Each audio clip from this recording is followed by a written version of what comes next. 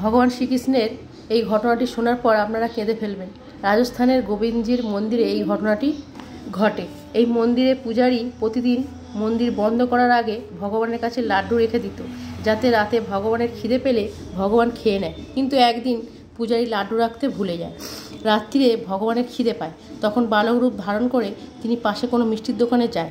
তখন দোকানদার বলে, টাকা এনেছো? আমি কিন্তু টাকা ছাড়া লাড্ডু দিই না, আমার কাছে কোনো টাকা নেই, এই সোনার বালা আছে, নিয়ে নাও আর আমাকে লাড্ডু দাও। দোকানদারের মনে লোভ হয় আর সে বালাটা নিয়ে বালকটিকে 4টে লাড্ডু দিয়ে দেয়। পরের দিন পূজারী দেখে গোবিন্দজির হাতে সোনার বালাটা নেই। তখন পূজারী মহারাজের কাছে যান। মিষ্টি দোকানদার জানতে পেরে ভয়ে কাঁপতে থাকে আর মহারাজের কাছে গিয়ে সব সত্যি কথা বলে। আমি এই বালা চুরি করিনি, গতকাল রাত্রে একটি ছেলে আমার কাছে লাড্ডু নিতে এসেছিল, সে আমাকে এই বালাটি দিয়েছে। তখন মহারাজ বুঝতে পারে ছেলেটি আর কেউ নয়, স্বয়ং ভগবান শ্রীকৃষ্ণ ছিল।